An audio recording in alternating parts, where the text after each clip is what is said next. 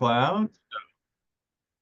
We are recording. So a couple of things that came up this week that some of the coaches brought up. Some of them were observations I made. Some of them were observations that you individual officials made that we're going to have to either clarify, highlight, or change. So the first one is the 40-second clock. So it was brought to my attention a couple of times, and again today by Lloyd, who worked the Mauna Loa game last night, that it's difficult to run the 40-second clock and the game clock, even though we have a running clock upstairs, particularly when we get into 2 minutes.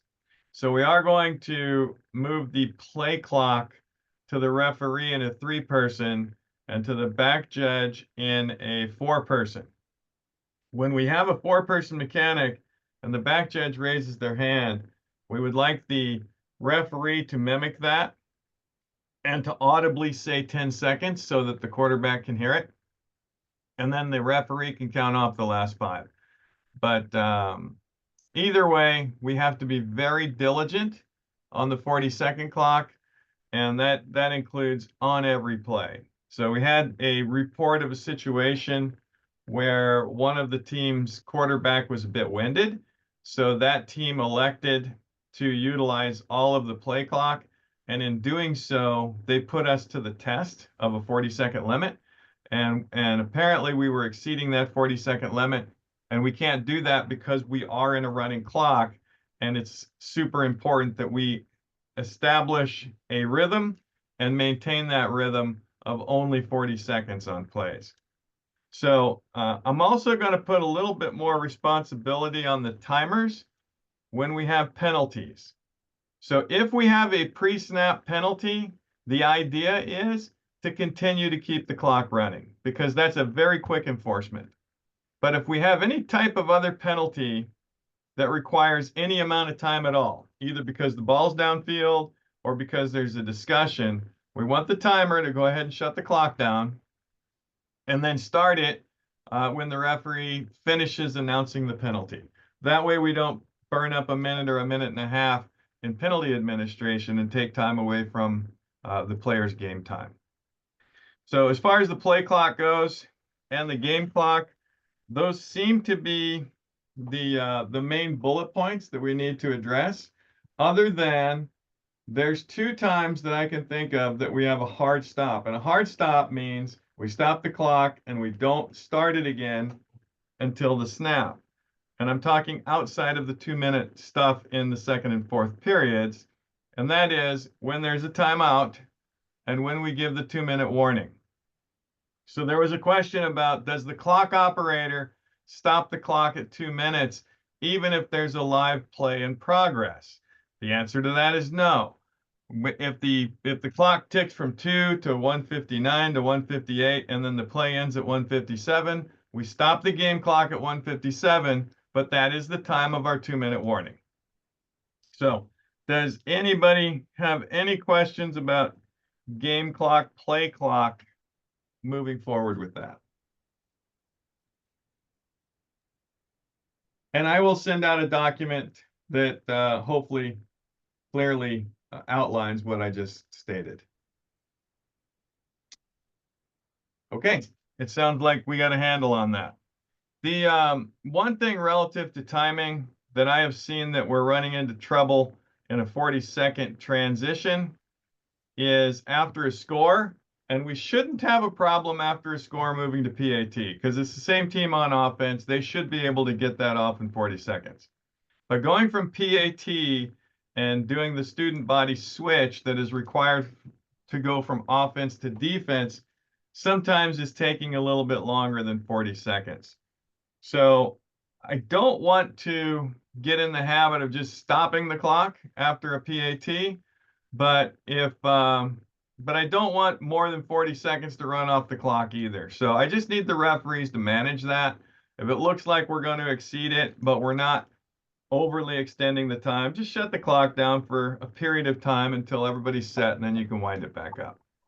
But that transition from PAT to the next series should not take, it shouldn't take more than a minute for sure.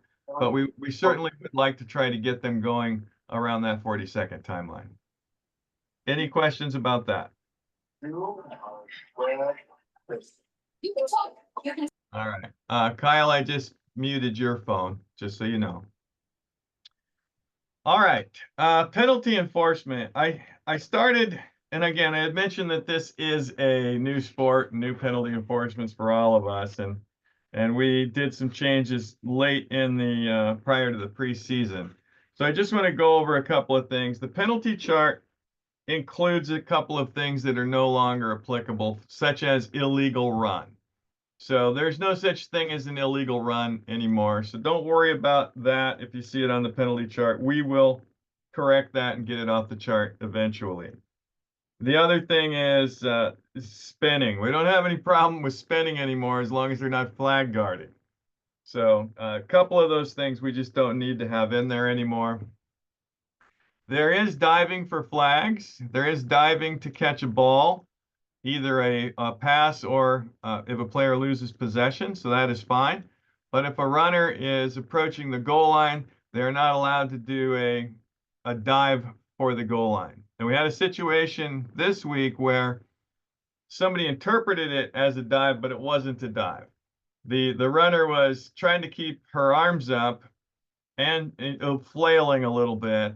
And as a result of that, she stumbled and she fell over the goal line. So let's just make sure that if it's a dive, it's an intentional act, and there's no question in anybody's mind that it was intentional to extend the ball over the goal line in a diving fashion versus a stumbling or going to the ground. All right. I just looked at our penalty chart and I was thinking to myself, excuse me, we have one penalty that's enforced from behind the line of scrimmage, and then I looked at illegal forward pass, and illegal forward pass is not enforced from behind the line of scrimmage. So we have 0 enforcements from behind the line of scrimmage. So if there's a foul by the offense behind the line of scrimmage, doesn't matter what that foul is, that foul goes from the previous spot if it's accepted. So that should make things much easier for us. When you look at the foul chart, the 3-and-1 enforcement, all that means, the 3-and-1 enforcement is explained as this. Sorry, my wife is calling. The 3-and-1 enforcement is this. It's basically if penalties are enforced 3 ways or 1 way. If the penalty's on the offense behind the basic spot, which is basically the end of the run, then the penalty is enforced from the spot of the foul. The exception being if it's behind the line of scrimmage. So the foul by A is enforced at the worst spot, the end of the run or spot of the foul. A foul by A beyond the basic spot, beyond the run, or a foul by B beyond the run, or a foul by B behind the run, that's the 3. They're all enforced from the basic spot. They're all enforced from the end of the run. So that's your 3-and-1. Offense beyond, defense behind or beyond, all from the basic spot. Offense behind from the spot of the foul, unless it's behind the line of scrimmage. So that's what 3-and-1 means. Some of you guys asked me that question today. And that's how football is enforced at high school tackle, college, and the NFL for the most part. All right. Van, we need to, because these fields are new to some of these officials, we need to get parking instructions out. So we need to get some kind of parking maps which shows where the parking is, and we'll start talking to schools and get that done. But for you referees, if you don't know where to park, I would like you to increase your communication with your crews. And I know that it's not always the same crew every week. We found that out through scheduling difficulties. But you do have everybody's email and phone number. So each week, look at your crew, create a text chat group, and make sure everybody understands where to go, where to park, traffic conditions, how to show up early enough, because we're working with about a 40% new to high school officiating. Even though they're experienced at flag football at the club level, it's different because we're working at different fields and we're parking in different locations. So we need to make sure that our referees up our communication, not only for the parking, but the pregame, when you need to arrive, and also very importantly, how many people have radios and what type of radios they are so that we can all communicate properly. One thing with 100% certainty is the referee and the timer have to have radios that can communicate with each other.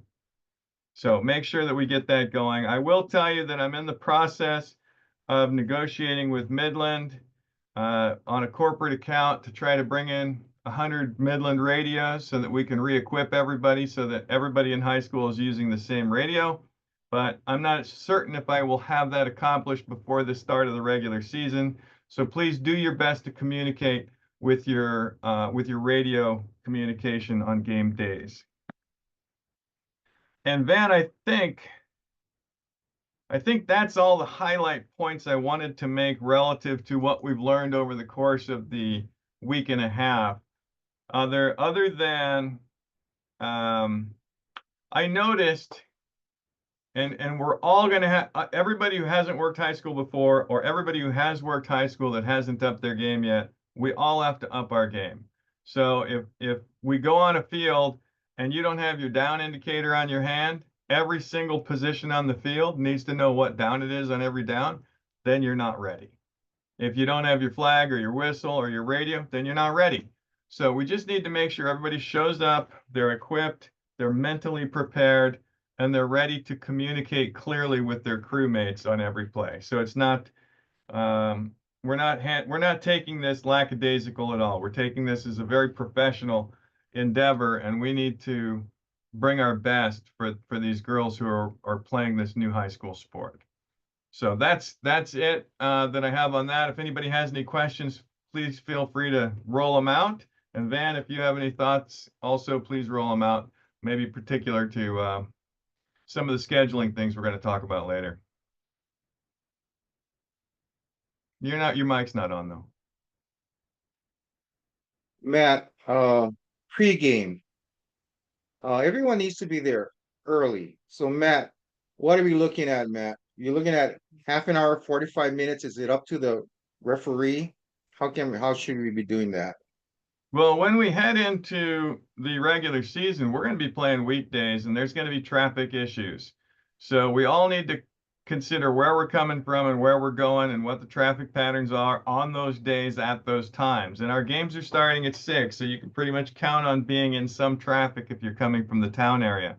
So once we get to the regular season, I would hope that people are getting used to arriving an hour early, no later than 50 minutes early, so that you can accommodate in case there's a traffic issue that happens and eventually inevitably will happen. So that's what I'd like to see. Shoot for an hour. If your referee wants to do something different, that's fine too.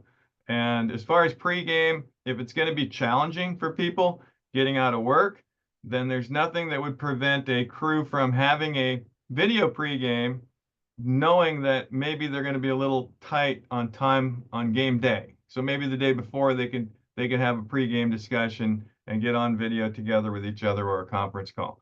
But rule of thumb is we'd like to see you there an hour early. Another thing, Matt, if you are running late, anyone running late, call your referee. If you do not get a hold of referee, call myself or Matt. All right? Yeah. All right? Yeah. No, Thank you. we have to be responsible. And I know we're not paying the mortgage with this money, but the money's decent. So we need to respect that we're out there not only serving the high schools, but we're being compensated. It's an avocation for us. And as a result of that, we have the responsibility to show up on time and be responsible if we can't in a unique scenario that might have us clogged up. All right. Anything else, Van? All right now. All right. Anything else from the general public? All right. I'm gonna look at some video. I don't have these as organized as I would like, simply because I've been out at fields, every other day taking video, but I do have a pretty good library. So this is one that a coach sent me, and a lot of this we're going to talk about. We're going to talk about screen blocking. So a coach sent this to me. That's why this video is not as good as some of the others. But we're looking at, we have a center here. We have a quarterback here. And I believe this is a blocker. So let me just, and I know that these things are challenging when you play them. I'll stop it and reverse it and slow it down, but one time straight through. This was the blocker in question. So let me just back it up. And let's get to the first engagement. So the blocker is the center. So if we look at the center is the person who pops. So she pops up and she backs up. That's a proper technique. If the rusher is Matt, coming and you're backing up, yes. Matt, sorry, we can't see the video. Oh, well, that's good to know. One moment. Let me try this again. Dun dun dun. Dun dun dun. Hold on. There we go. All right. 1 second.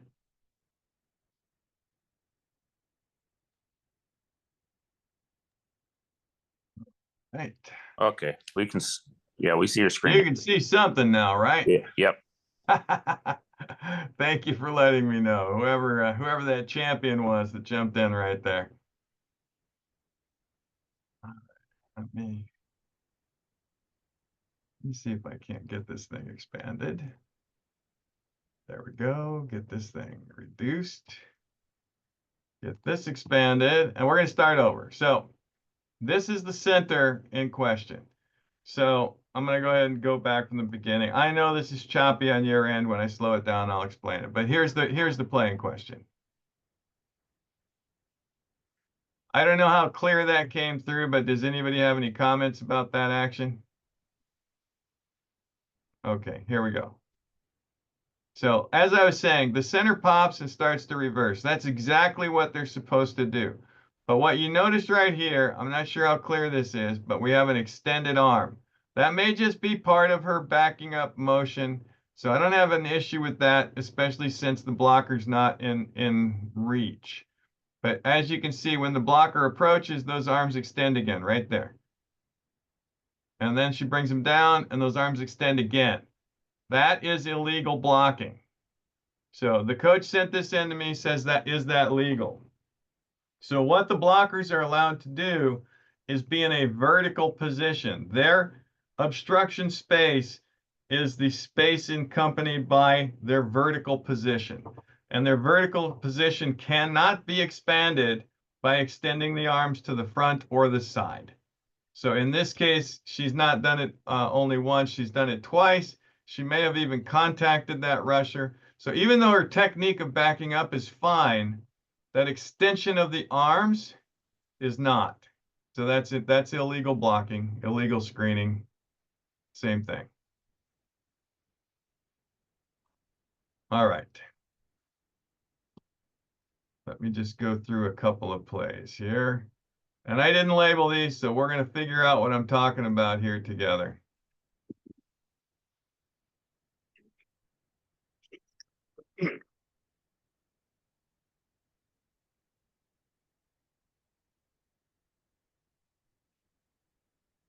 All right, so legal. No problem with this. You got the blocker stepping up. Now, stepping up is not necessarily a good technique, right? Because she's not going the same direction as the rusher, but she does not become an obstacle to the rusher, right? The rusher is going for the quarterback. There's no obstacle to the quarterback, so we're okay there. But that stepping up action is a bit of a red flag for us.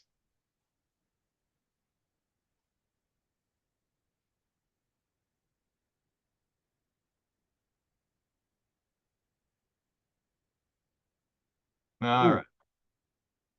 So I'm going to go ahead and pause this. So I just talked about stepping up, right? So we're not going the same direction as the blocker. So if we're stepping up, we have to stop a full 2 yards before they get to us. And here's our stop position, and that is not 2 yards. So this ensuing contact, you see the little knee contact there. That's as a result of a player going toward a rusher and not giving enough space for the rusher to avoid that contact. So that's an illegal screen. Anybody have any questions about this play? Okay. I don't know what happened with this funny sign here.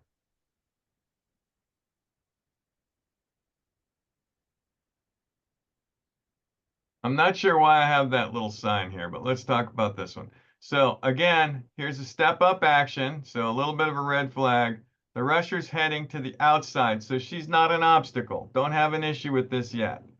Now the quarterback changes direction and the blocker is on the inside, still not an obstacle. Don't have a problem with this because she's not positioning herself, but in a spot where she's moving and becoming an obstruction while she's going the opposite direction as the rusher. Don't have an issue with this play. Oh my gosh, I gotta see if I can't get rid of that caution sign. What does that mean? Anybody an Apple expert? All right. Yeah, the only thing I wanted to point out on this is a punt play, is that the team in blue does an excellent job of stationary screening. Once that ball's caught, they know they can't go toward the opponent, at least to become a moving obstacle. And you can see that the blue team, other than the runner, they're stationary. The runner uses those stationary players as a wall to get around and get some yards. So that's perfectly legal. This is just an image I wanted to share with you. This is our offense. We're currently on the, let's say this is the, as marked, the 21. This is Mauna Loa, so this is accurate field markings. We're at the 21. The 1 yard rush rule means that the defense has to be completely, everything, 100% behind this line. And this girl is, the angle's not exactly perfect. She's 100% behind, but she's pretty tight. So we just want to make sure, because when we changed the rule from 7 to 1, the teams were concerned about the amount of time they would have for their quarterback until they figured out this screen blocking and scrambling. So we just want to make sure that this is a highly sensitive position. So what I say is a generous 1 yard. So if she even leans in here and gets her head into this space, then that's just going to be encroachment, and they're going to have to learn to step back.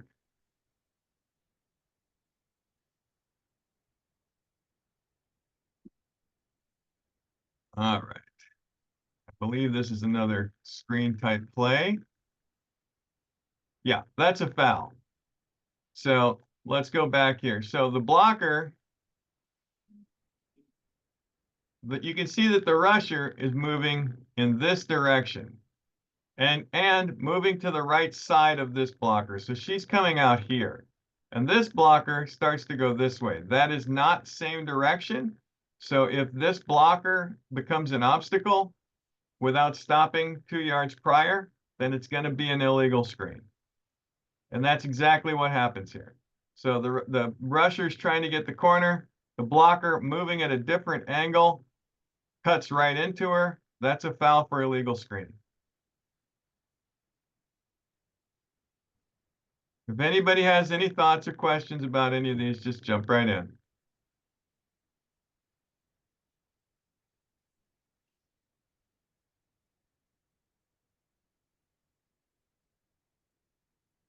All right, I want to talk about this type of play. So the RPO, a common tackle technique for attempting to fool the defense into committing one way or the other, is not something that translates well for flag because of the screen blocking rule. So if this runner comes in here to accept a handoff, as long as this player is more than 2 yards away, no issues whatsoever. Everybody's moving fine. This is just a standard handoff. No problem whatsoever. I'm going to move into some other ones, though, that become a little bit more problematic.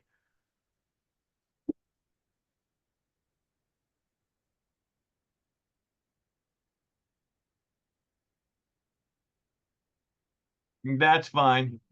I'll just play it one more time. There's nothing wrong with this. Even though she steps up, she establishes position and then starts backing up. That's no problem. That's fine.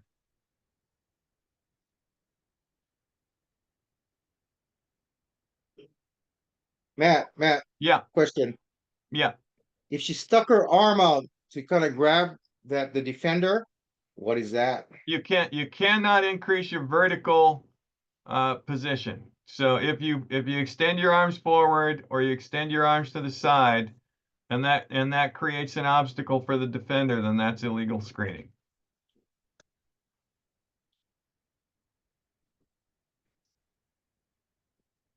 So this is, I believe, a punt. And you see it, you see how everybody kind of starts walking forward a little before the kick. One, they're kind of walking forward. That's not legal. So nobody's allowed to move forward, particularly if they're gaining a speed advantage until the ball is kicked. So, if they're in the backfield and they take a step forward and stop, and then the ball's kicked, that's not a foul. That's just motion. And as long as they stop before the ball's kicked, they're not moving forward and they're still behind the line of scrimmage. No issue whatsoever. If they're moving forward prior to the kick beyond the line of scrimmage, that's a live ball foul. It can be tacked on, or they can replay, or the defense can replay the down. Ask for the down to be replayed. I think I'm going to try to get rid of that sign because it's really irritating me. So let me log back into this iCloud and see if I can't get rid of that.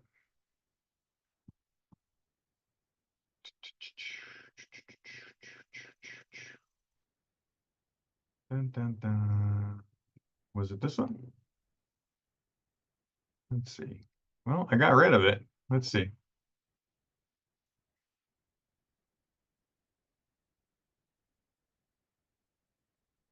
Okay, here's our 40-second, our 10-second warning, and then we start ticking that off when we get to 5. All right. Let me go back one. I think I might have another one here I want to see. Yeah. So this is a problem. I'm going to go back, see if I can find another one. All right. So you can see that there's a running back right next to the quarterback, and they're doing this drag handoff. And the reason they're doing a drag handoff is they want to get the defender to commit to one or the other of them. If this defender gets within 2 yards and they're still moving, if the ball is not handed to that running back, it's an illegal screen. Because the rusher's coming this way and the runner's coming this way, and it's designed to pull that rusher offline from the quarterback. I got another play, but does anybody have any questions about that? If they give the ball to the runner, no problem. But if they pull the ball from the runner, we have an illegal screen, which they did here. Here's one that you can kind of see it better. That last one was a little cut off. Matt, if it's 2 yards away, it's okay. No But problem. once they No break the problem. 2 Yeah, yards, no problem if it's 2 yards away, because they're allowed. They don't have to be stationary if they're more than 2 yards away. But if they're within 2 yards, they either have to be stationary or they have to be moving in the same direction as the rusher. Does that make sense? yes. Yes. Okay. So this is another one. This is illegal. So they don't give it to the running back. And now the running back's moving a different direction than the rusher, and that's a screen. That's an illegal screen right there.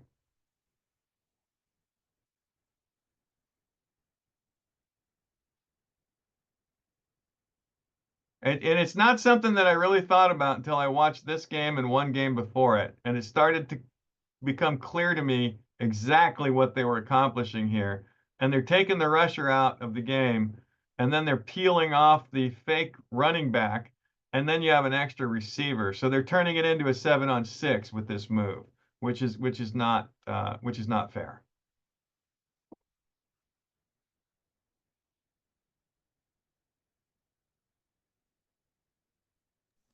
Is this being broadly shared with the coaches, or do we have to This make? is it hasn't been yet, but I'm going to use these same exact plays, and I'm going to do some voiceover training on it, and it will be sent to the coaches tomorrow. Well, it will be sent to the ADs. Hopefully it disseminates to the coaches, but it will be available to the coaching staff through their athletic directors. So here's another one. Fake handoff, move in the opposite direction of the rusher, becoming an obstacle, illegal screen.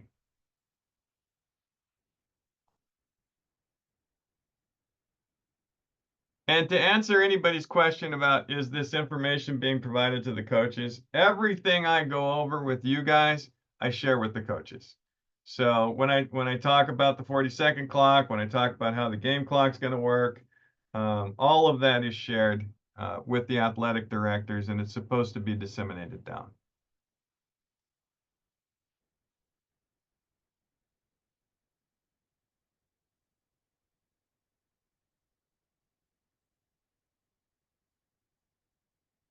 All right.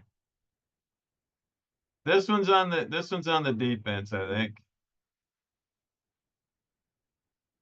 All right. So the blocker gets set right there. I mean, it's a little tight, but she's set before 2 yards. Then the rusher comes in and plows right into her. So that's on the defense. That's illegal contact on the defense. The rusher didn't do any, the blocker didn't do anything wrong there. She got her hands down, got her chest out, and then she just gets pounded by this player. The mechanics error that was made here is our referee transitions to where the pass goes too quickly and doesn't anticipate what's happening as far as potential contact here. So you got, well, actually, maybe saw it and passed on it, but that contact is illegal and it's against the defense. Any questions on this? Stationary position established, defender rushes right into her. Okay.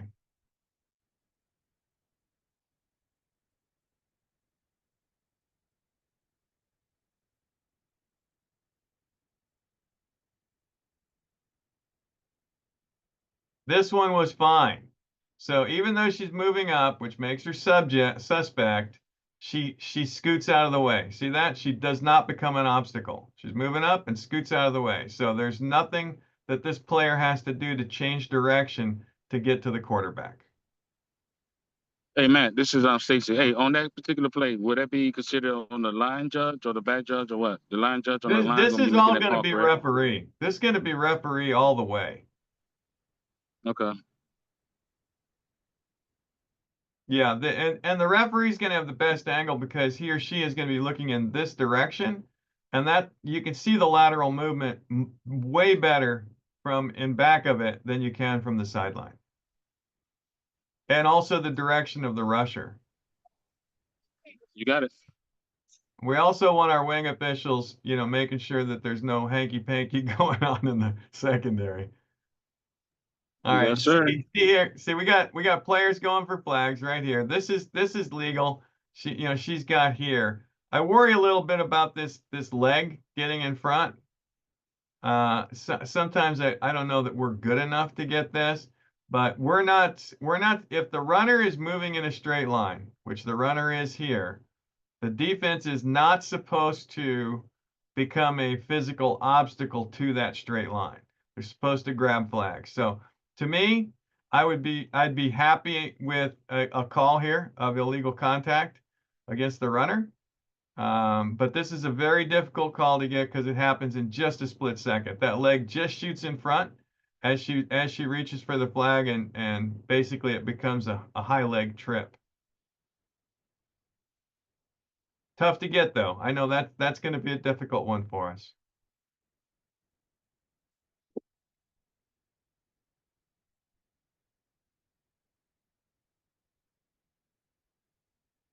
Okay, so this is the same thing.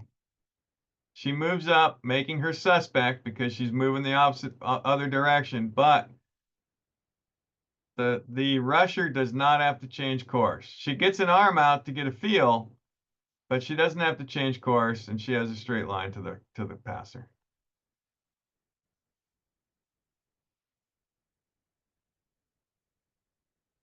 So the defender here, there's no playing through the back, gets a hand on the ball before it's controlled.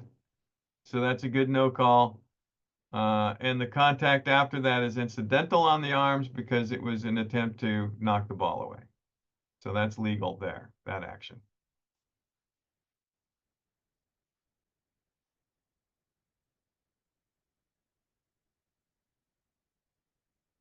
All right, now here's where we start splitting hairs, right? So we know she's suspect because she's moving up. She has an established position, and now she's becoming a moving lateral obstacle. This player wants to get to the quarterback.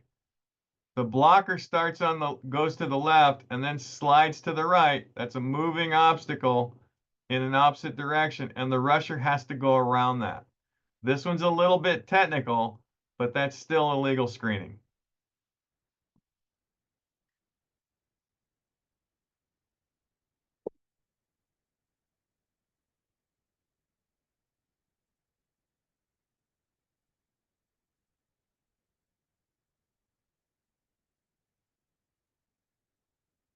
Yeah, because she handed it off, no illegal screening. Had she kept it, it would have been an illegal screen. Everybody okay with that concept?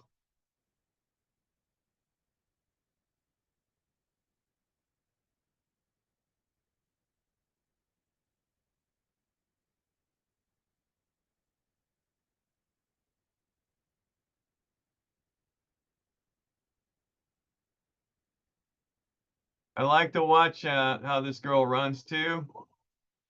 We'll slow that down a bit. So open field, there's no issue with her running her arm low like this. No issue whatsoever. But when you get into a crowd, you got to get your hands, above your belt line, which she does. Runs right through it. Now she's in the open, no problem with this low hand. Now she's in a crowd on the right side, so she keeps the ball up, no problem with that. And eventually she gets her flag pulled.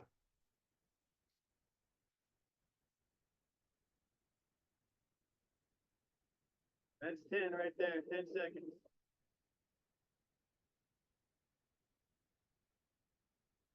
Yeah, what we don't want on our 40-second clock is to let this kind of stuff go and let them exceed 40.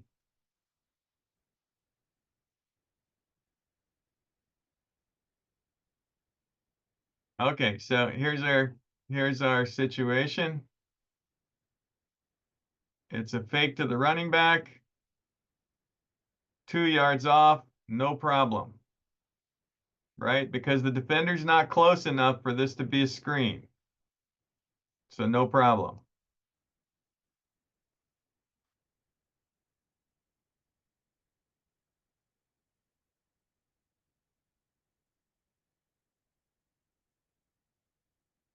You had a good interception there. This is no problem. Moving up suspect, not an obstacle to the direction because the quarterback rolls out.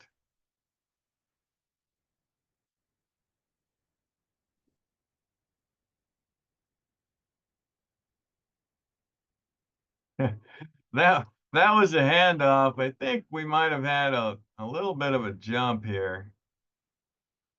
You see this jump right here? Any part of this player gets inside that 1 yard line before that ball moves, then we shut it down and put 5 on the defense. So that whoever's on the line of scrimmage, if you're if you're working 4, you probably have 2 on the line of scrimmage. My recommendation would be to, if you have 2 on the line of scrimmage, your down judge or your head linesman would be on the offensive line of scrimmage, and the line judge would be on the defensive line of scrimmage, which is that 1-yard barrier. Although once you get to, the other side of the field, I think either official can help the either out on either one of those lines. All right. Any questions about that series? And I do have another series to look at. Okay, that's good. Good, good, good. All right, let me go here. All right. This is just here I'm talking about neutral zones now. So we're only in week 1.5, but by the time we get to the regular season, we do want to clean this up. So we do want our offense to be behind the ball, less important than it is the defense. And in this case, our defense is encroaching right here. So if, when you're in question about this and you think the snap's going to go, put it on the defense. That's where our point of emphasis is going to be, unless you got somebody here grossly over. But by the time we get to the regular season, we do want to clean this up.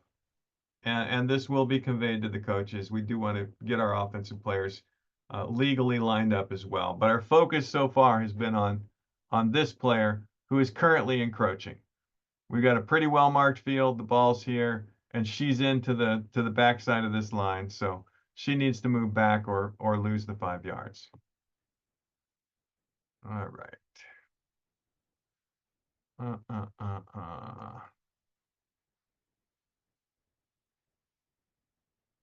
This is just an example where we've got some issues on both sides.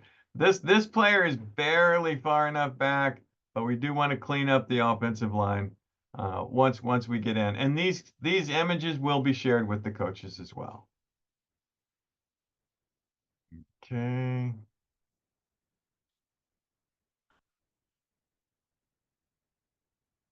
Oh, right here.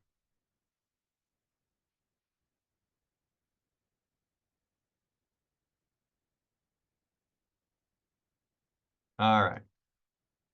I know these are extremely difficult to get, but remember I said the hands can go below the belt like they are here, right here, if you're in open space. But once you get on the side, if somebody's on your side that's got a different color jersey on, that hand has to come up, and this right here is flag guarding. Now I'm going to show it in full speed just to show you how difficult this call is. But we just need to focus on the attack side and the runner's arm on the attack side. So let's go through it and look at it.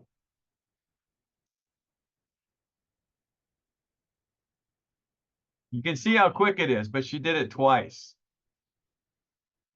First time was here. Then she pumps it back up. And the second time is right here, where she knocks that hand away. Very difficult to see, but we just need to train ourselves to focus on the attack side and the runner's arm on the attack side.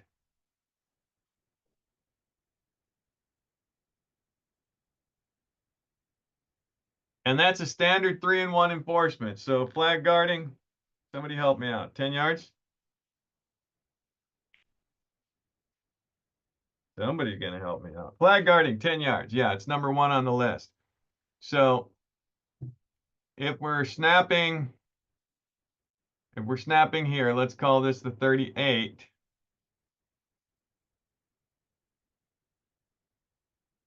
And our flag guarding is at the 40. And the end of the run is at the 45. Then we take it back to the spot of A's foul behind the end of the run, behind the basic spot. So the foul would be enforced from the 40, back 10 yards, and replay the down. So that's the 1 of the 3-and-1. It's enforced from behind the end of the run.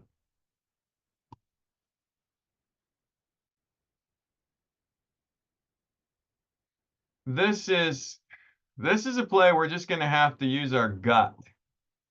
This is a field collision, and we're just going to have to use our gut as much as we can.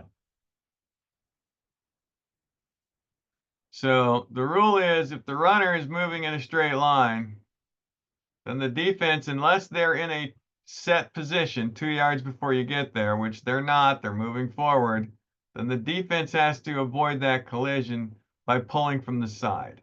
So when the runner who's running in a straight line here, when there is a collision, we're going to have to decide right there on our gut feeling, is that illegal blocking by the defense, or was that just an incidental type of contact as a result of going through the gap?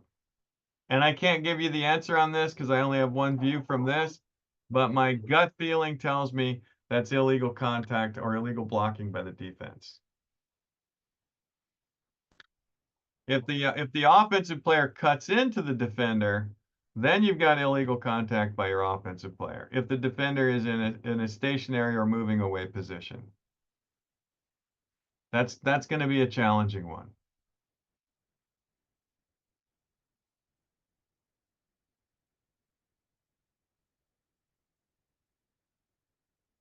I put this in here because to me, I did not see any flag guarding. You can see a hand is low here just prior to the arrival of the defense, but she gets it up. Now she's low, then she gets it up, and she keeps it up through that whole pile. So it's just one of those things we're going to get used to looking for. I didn't see any flag guarding on this. Go ahead and run it through normally. But we do have to be looking for it. Right side, oh, left side there, and then, yeah, left side the rest of the time. Not easy. Okay.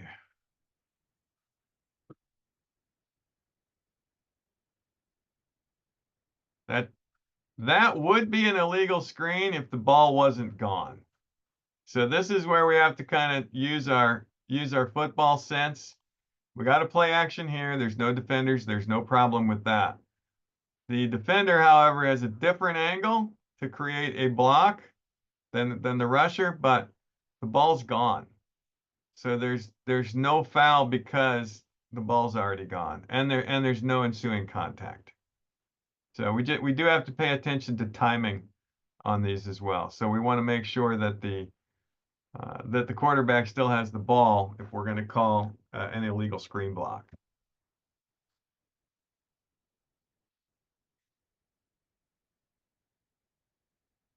Nope. Okay, so you saw this jump out here, right? We're snapping, and we don't care if our snapper's over the ball like this. That we're not going to get involved in that. We're going to allow them to side snap or to snap between their legs. We do want to clean up the offensive line. And this, once the ball is snapped, this is a live ball, but the ball hasn't been kicked.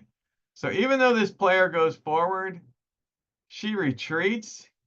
Just let that happen. If it's a false start, it's a false start, but this is not a false start because the snap occurred. And she is not moving forward beyond the line of scrimmage before the kick because she retreated. So we can let that go.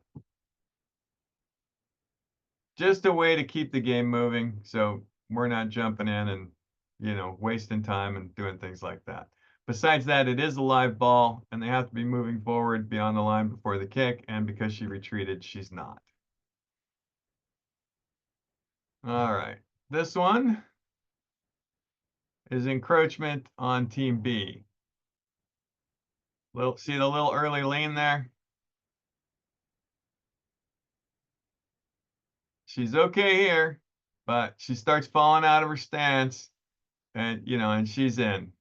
So she's in right there just as the ball's being snapped. Just shut it down, tack on 5 for the offense.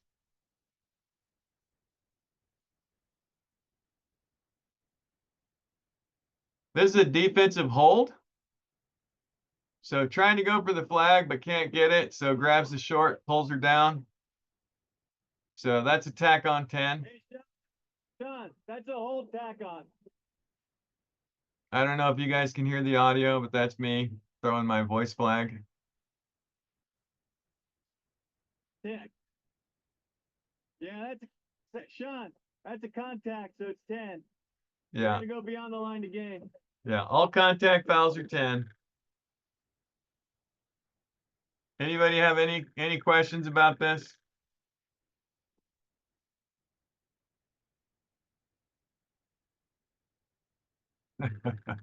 That's a pretty good drag down right there. Here's another B encroachment. Nope, that's We have to get those. We just have to get those.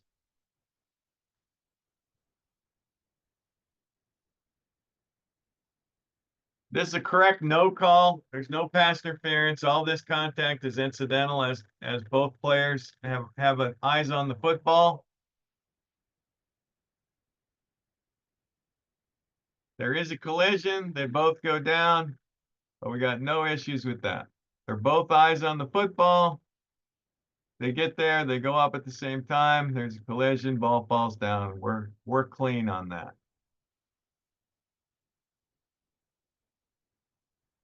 All right, let's see.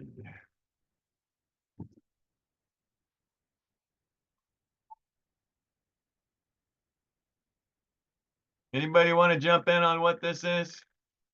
Let's watch the center.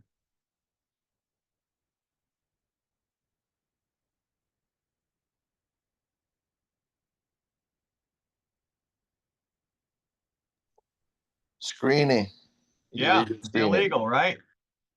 Because she's moving this way and the defender's moving this way. Once your angles don't align, if she's not set 2 yards before that defender arrives, that's going to be illegal if she becomes an obstacle to that defender. Whoever said that, you get a buckeye on your helmet.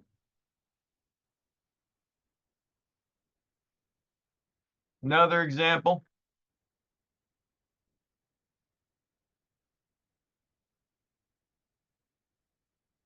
Now she didn't contact that time, but she's still moving a different direction. So because she's moving to her left, when this defender's coming in, this defender now has to cut in, and that's illegal screen.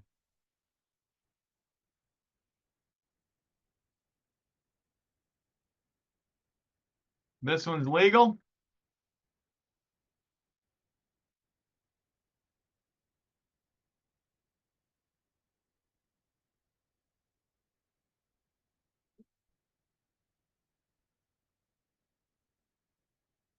The reason it's legal is because the defender turned.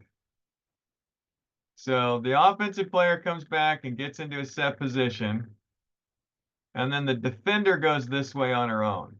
Once the defender goes this way on her own, then the offensive player can also go that way with her.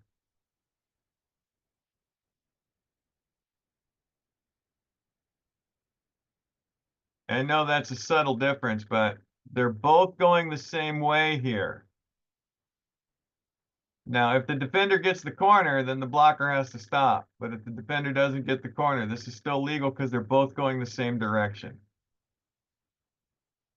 There's no difference in angle like there was on the previous one, which is this one.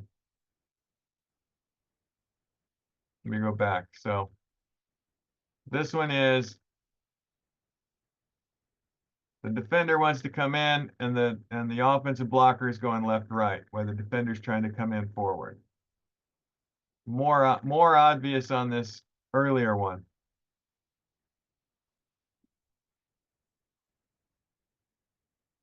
Oh, sorry.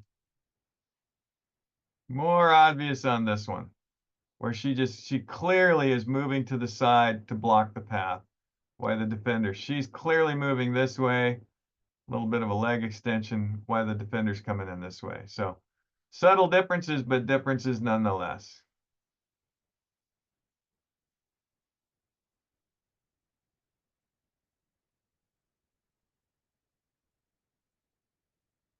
I want to talk about the contact down here.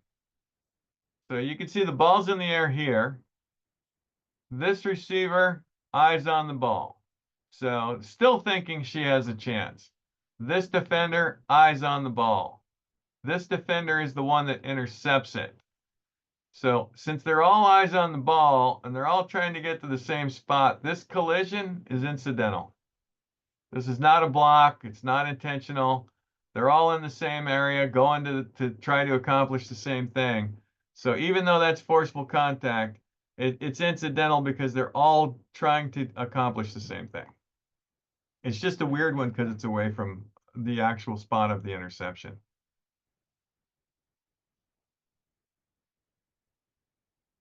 I get my Sean video.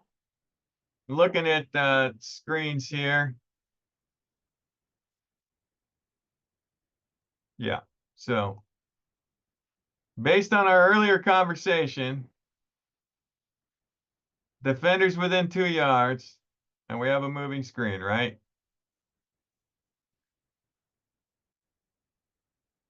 The blocker is going to have to peel out before the defender has to go around her. This is a moving screen. This one is legal.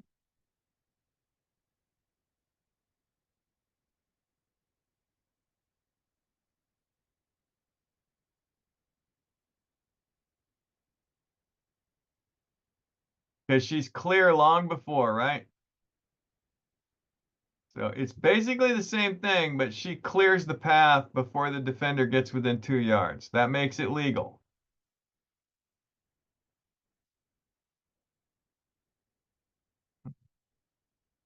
This was also legal.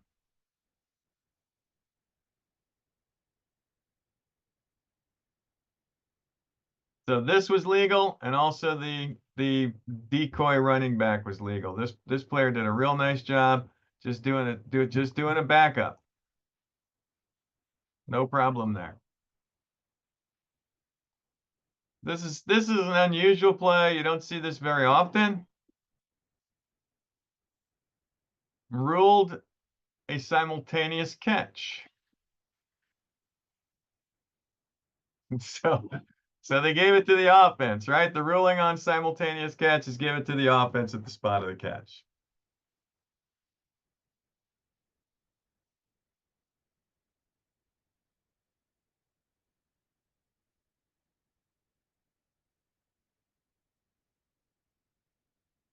Oh, I don't think I have anything in particular on this. This was just a good pass and catch.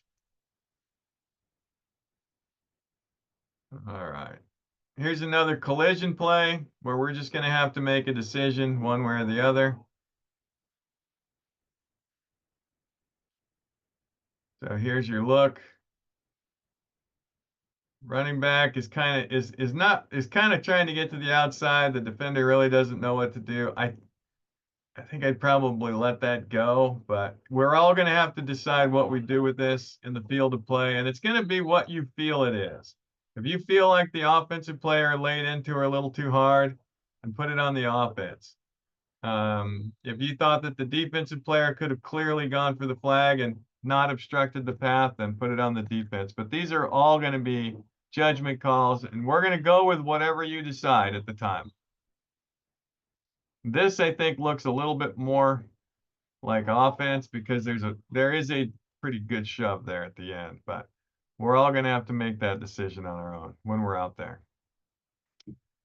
And there's a whole bunch more plays, as you guys can see. There's about 100 more plays, but I didn't get to them yet, so I'm going to stop sharing.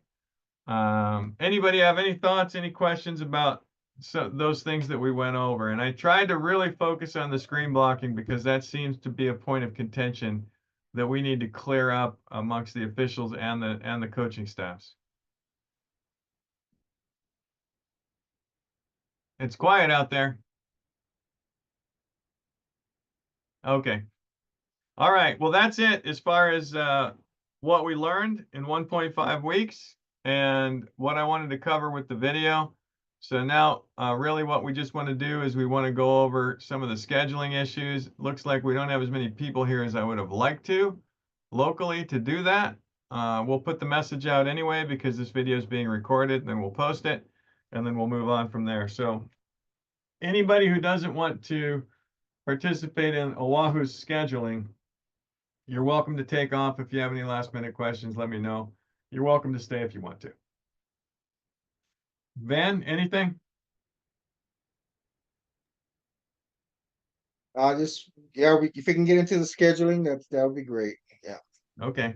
This shouldn't take very long because we don't have as many people here as I would like. But let me go ahead and get back into sharing, and then we'll open that up. All right. This one, flag football, and here we are.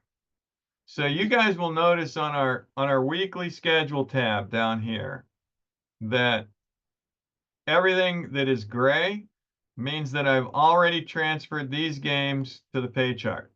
So if you worked a game that's not reflected here, give me a ring.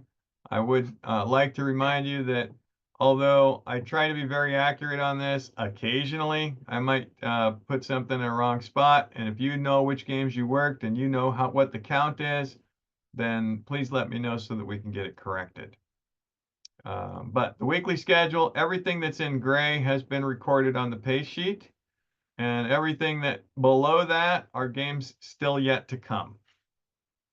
And it looks like we've got everything covered this week. We need to fill in 2 spots on the 15th with Jerry's crew. And I think we're okay after that because we can work with 3 people. But if, for instance, Sienna, you're going to work with Sincere and Cecil and Danny, and you guys are all super responsible. I don't expect any of you will not show up. But if you only have 3 people coming to the game, those 3 people need to be there. There is no leeway whatsoever if we only have 2 officials. That would make it extremely cumbersome. So if you've got 4, there's a little bit of leeway if somebody gets into traffic trouble or they decide to have a baby that day. But we do need to be very aware of who our crews are, create those text logs between each other, and make sure we're showing up at the right field on the right day at the right time.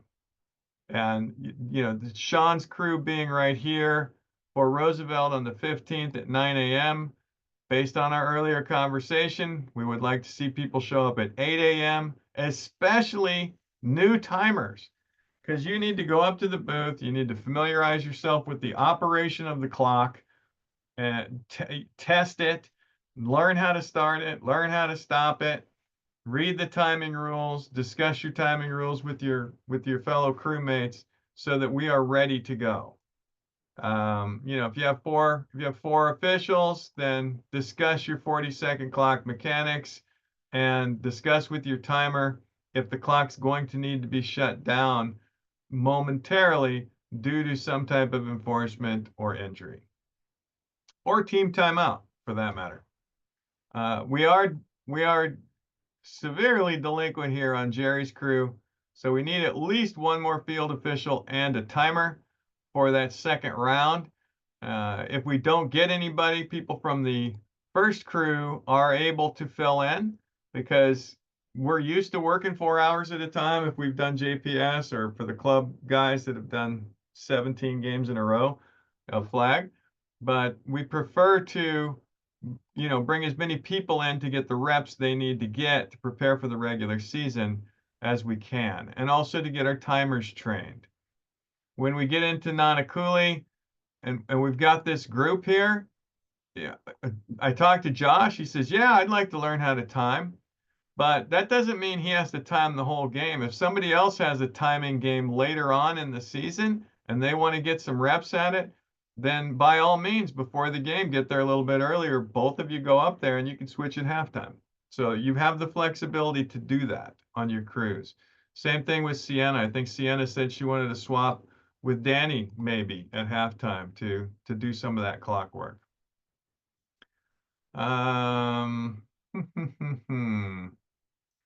We need Dallas Higa to confirm this spot, and if he does, likely Dallas is going to move into that timer position because we do need a timer for this game and all of these games.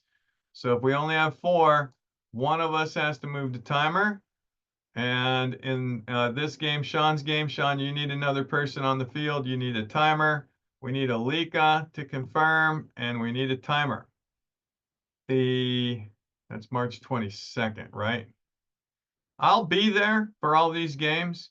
So if we are running short, I can time it, but I would prefer the officials that are going to be working the regular season learn those mechanisms and learn how to work together. So we do need to get that taken care of. Robert Park's crew got pulled because we shortened this from, I think we had 12 games, and I think we moved it down to 8. We also changed the times here, which is why they're in red. So please make a note of that in your calendars. Referees, make sure that you inform people if there's a red on the field. This used to be Castle. We're now going to IAEA. Change that in your calendar. And if these times are red, change those in your calendar. If any of you guys need people here, like Sean and Mitchell do, I would call this group first and see if they're available to jump onto your crews. Now, when we get to the regular season, it is super critical that we get these positions filled. Very likely, we're going to go to a 4-person mechanic. So if we fill these all up with 4, that's going to be great. And we need timers. If we can't, then we're okay to work with a 3. But I sure do like having that 4th person there in case somebody gets hung up. So if you're on this call or you're watching this recording tomorrow or the next day, these spots need to be filled. Give an email, give a text, give a call, jump into these spots so that we can be a good presence for these high school girls that are starting this sport. And that goes for the entire season. We've done a pretty good job of filling in a lot of these spaces, but we need to make sure that if they're green, they really are coming, and that if they're yellow, we try to get those spots filled up. So that's what I have on the schedule. I got a call from Dave Vittens from Spectrum this week. He said we're going to have 8 televised games this year. The OIA playoffs on the 16th will have 2 televised games, and the playoffs on the 17th, 2 televised games, and then the HHSAA games on the 2nd and the 3rd will also be televised. And if you want to know what the timing differences are, I put them down here on our schedule. So that's where we are. This is not all of the games, by the way, in the playoffs. There will be more games, but I did just plug in the televised games and start times and the locations that we knew. So Wednesday the 16th, Mauna Loa, Thursday the 17th, Mililani, and very likely the championship games for HHSAA, if Spectrum has anything to do with it, would be at Mililani, because that's a infrastructure that they're familiar with using. No word on whether we'll have replay in the state championships or not, but if I have my way, we'll push for that. So that's all I have on the schedule. So Van, do you have anything to add? And then obviously, if anybody has any thoughts or questions, or if they want to jump into a spot right now, that's fine too. I think what Matt said, everyone, if you can jump in and if you're available, please, yeah, we need your help. And call, text, email, and we'll put you on. But everyone should be looking at the schedule. We ask you to do that and regularly. Thank you. You can hear the stress in Van's voice. He wants people's names in there. Yes, I do. All right. I'm going to go ahead and kill the recording. And if anybody else has any